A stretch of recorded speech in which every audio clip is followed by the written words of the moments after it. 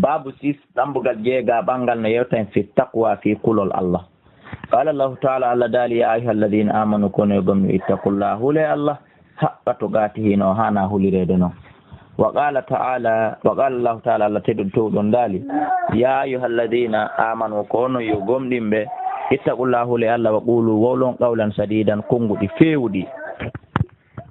wal ayatu ayaje yewtude ɗen fil amri fi yamirgol bittaqwa kulol Allah kathiratun ko ɗe ɗuɗuɗe ma'lumatun ko ɗe andade.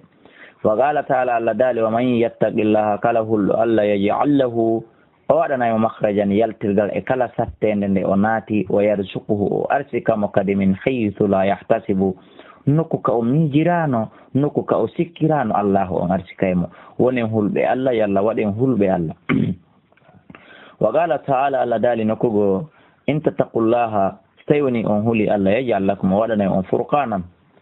ko sendindirta on e kala tampireji e sattendeji wa yukaffir ankum o hoɓɓita o itta e moɗon sayyi'atikum wa yaghfir lakum o yaafo on wallahu Allah dul fadlil azim kankon jom ɓural mawno ngal. wal ayati ayaje ɗen fil babe ngal dambugal kathiratun hiɗe ɗuuɗi ma'lumatun ko ɗe andade. jonno wa amma al ahadis amma hadiseje ɗen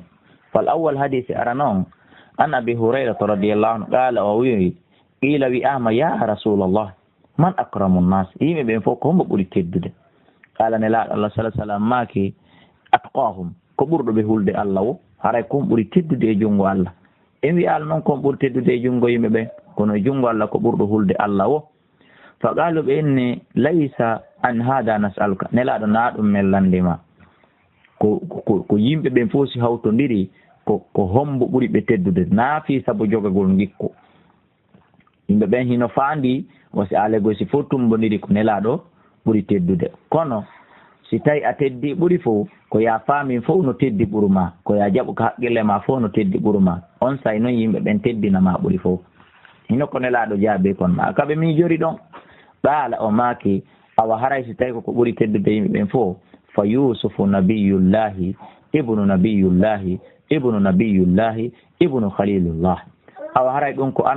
ko yusufa on ko annabajo ɓiɗɗo annabajo Allah ɓiɗɗo annabajo Allah ɓiɗɗo jaatigi Allah. ɓalɗin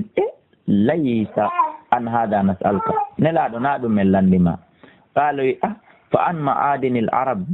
ene awaka ka ogirɓe arabu ɗen ɗo ɓe mana koye nder continent arabu ɓe landi ɗollan tasaluni landi ɗollan awa haray so tawi ko ɗum toujours ko ɓe haɓɓiti koye nelaɗo make ko min tawi noon goɗɗo wolata ɗum wigol ko min wiyetake ko min ɓuri ko min waawi ko min andi ko min mari ngol konngol woletake. ɗon kadi hino kaɓe jaabi ɗon ɓe maaki khiyaruhum ko ɓuri suɓeede e maɓɓe ko ɓuri moƴƴude e maɓɓe ɓurɓe ɓen moƴƴude e maɓɓe ɓuranoɓe suɓeede ɓurnoɓe kelɗude ɓen e maɓɓe fil jahiliyati ka jahiliya feeno islam arali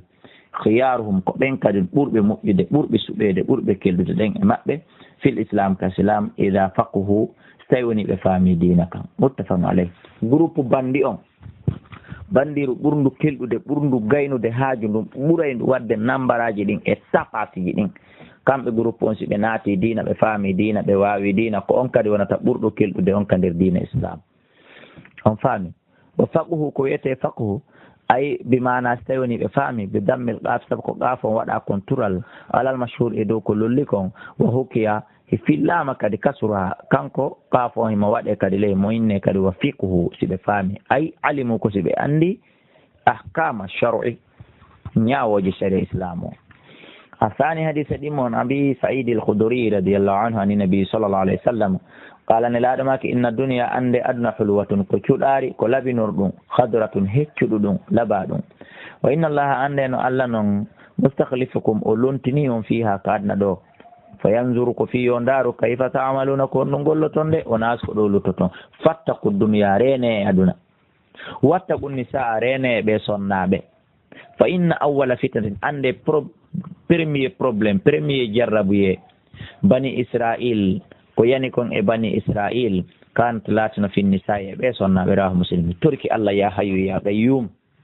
ya rabbal alamin. Abdoullahi kala min o wonɗo janngude onon ɓe wonɓe jentade yo Allah dandu en probléme ji aduna, yo Allah dandu en probléme ji ɓe rewɓe, yo Allah dandu en heɓude masiboji ɓe rewɓe, yo Allah dandu en dendanangal pewje bonɓe rewɓe ɓen, yo Allah dandu en jamfaji maɓɓe ɗin, yo Allah dandu en kadi en yanude e maɓɓe ya rabbal alamin. yo Allah o reenu en o heeda en e maɓɓe tamaman. asalisu tataɓun ɗum hadisa tataɓon lego an ibnu mas'udu yettama abdoullah ibnu mas'udu radiyallahu anhu anna nabiyya wonde annabajo allah sallallahu alaihi wasallam kano laatike ɓuul himo ma kayno allahumma ya allah inni min as'aluka alhuda mi torikema peewal wattuga e kulol allah wal afafa e nefinagol ko yimɓe ɓe jeeyi kon wal ghina e yondinare rawahu muslim. ɗum ko jeeya ɗum e du'aji nelaɗo ɗiɓe du'otunoni enen kadi ɗin hani dumade on du'a. rabi'u hadisa nayaɓon عن أبي طريف عدي بن حاتم الطائي رضي الله عنه قال أماك سمعت من أني رسول الله صلى الله عليه وسلم يقول بماك من حلفك على يمين كلا وندير دو وندور ثم رأى عرفت أيي أتقى قولي wondude e kulol lillahi fi Allah min ha idi ko woni kon faliyati taqwa yo ar o totta ka kulol Allah ngol woni don o wada kafara wa muslim mi mana kala huludo Allah wada ta hunde kare ya ha o ndara no ta ko wadu gol ne hunde do woni kulol Allah ko do woni dewal ko do woni dina yo wadu kafara ko woni kon o wada hunde ne nayo bami milanni wondude mi wadata ko masalan tun al khamis hadith jawabon an abi umama yattama aba umama سدي بن عجلان الباهلي رضي الله عنه قال أماك سمعت من أني رسول الله صلى الله عليه وسلم يخطبهم خطبة في حجة الوداع كحج سكترو فقال أماك اتقوا الله لي الله وصلوا خمسكم جولا وقتوا جمون إنجوي نديهانا جولي ريدي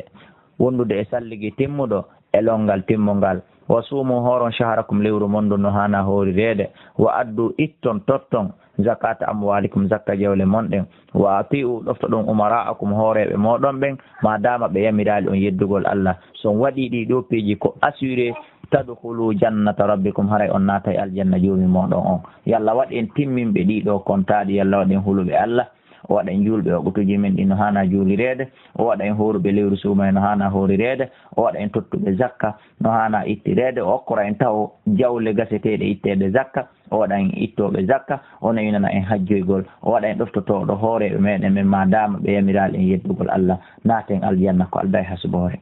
rawahu tirmidhi fi akhiri kitabi salah imam tirmidhi no janti o hadise ka deftere makko yewtude fi julde kadi sakkituru وقال وماك حديث حسن صحيح wonde nde o hadise ko yewtere labande sellunde haray ko ɗo woni darsu meɗen on babu ko ɗum woni dambugal jeega ɓangal ko ɗo lanni haray on nani bobo hunno wulla nder ton on yaafoto bobo on maƴu haray on yaafoto kala ko tawata on nani bruit nder ton wallahi haray ɗum wona ko eɓɓana sabuna fewno ka wonɗen ɗo ni e nder tafsir on mi wi'al ka wonɗen jentade ɗon fewno ka wonɗen janngude ɗo ni hiɗen e 2 heures de matin 3 heures moins 3 heures de matin moins woni ko jooɗiɗen ɗo ɗum ɗo fuu ko tawata en jemminiri en lugginiri jemma on ni ko kulol ko angal faale fi kala hito wota yollito nder ga kono on yii al insanu yudabbiru wallahu almuqaddir neɗɗo on o eɓɓay ko Allah subhanahu wa ta'ala woni ko hoddirta feere o ala hito pay koye bobo hoy ko hino yollitade nder ga ɓay enen e maɓɓe koye chambre goto wonɗen kono haray ande wona faandu nden haray on yaafoto ko ɗum kadi oton kenengo ŋoŋure nden hino wippo on tigi ta koye mi janngo mi yildito ma mi jannga wawa si mi jillindiray seeɗa haray on yaafoto ɗen ɗon palje fo muɗum nder ton tonano ɗollan Allah subhanahu wa ta'ala ko ɗum woni yaafuye haray kala ko faamini alhamdu wa shukru lillahi wallahi ko fi niyya wona jogagol gandal wona jogagol moyen ko yiɗugol diina islam kan sakito ko fiyo Allah yi'ana min Abdoullahi kala min kadi ko hunɗum mi gollani diina islam makko e nder fewndo am fiyo julɓe musidɓe am ɓen ko kamɓe kadi yoɓe heɓu ko honɗum mi nafiɓiriɓe kamɓe kadi kaɗo diina goto kala no e ton voyageur ɓe chauffeur ɓe voyageoɓe e avion ma e auto ma e bateau no faala janngude mara moyen no janngira no ton wuudiɓe ka burure no aynude na'i ma no remude no faala janngira ala no janngira hino ton kadi wonɓe extérieur hino doga tun ɗaɓɓere donc ɓen kadi no faala janngude kono ɓe mara ko janna ɓe toon ma si tawi no woodi ko janna ɓe mara tan woɓɓe hino dogude ka kanji e ka police ji hiɓe ƴetta larme ɓe suusata janngude ɓe suusata soomude ɓen no faala janngude alaa no jangira woɓɓe no ka biroji donc ko fii fof mi waɗiɗi o daskuno surtout ɓeeɗo fii yo gooto kala e maɓɓe janngu e service e poste e golle e bureau e boutique mo woni on e muɗum hara o déplaçaki hara o mara ferewil wo e aduna o mara wo itto e aduna wallahu ala wa alam